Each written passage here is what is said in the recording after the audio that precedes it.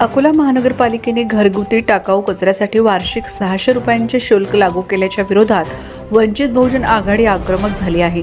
जठारपेठ परिसरातील प्रभाग क्रमांक 3 मध्ये गटनेता व नगरसेवक यांच्या नेतृत्वात स्वाक्षरी अभियान सुरू करण्यात आले।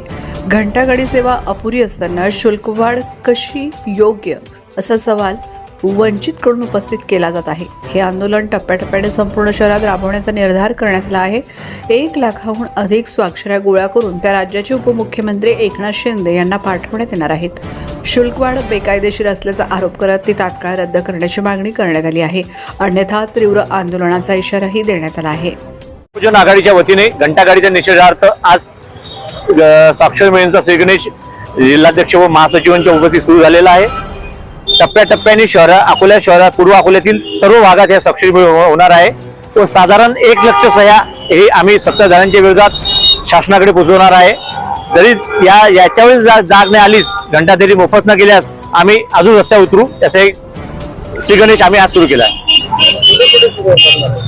आज हा पूर्व अकोल्यातील 3 नंबर व 5 नंबरची बॉर्डर असलेल्या राऊतवाडीतून स्वाक्षरी अभियान सुरू केलेलं आहे। नंतर 4 नंबर आहे, नंतर 5 नंबर आहे, 13 नंबर आहे, 12 नंबर आहे, 3 नंबरचा काही भाग, 6 नंबरचा काही भाग, असे पूर्व अकोल्यातील टोटल 9 प्रभागात ही स्वाक्षरी अभियान पहिल्या टप्प्यात होणार आहे व त्यानंतर पश्चिम अकोला जाणार आहे। वंचित बहुजन आघाडी अकोला महानगर पूर्वच्या वतीनं हे आंदोलन स्वाक्षरी अभियान या ठिकाणी सुरू केलेलं आहे।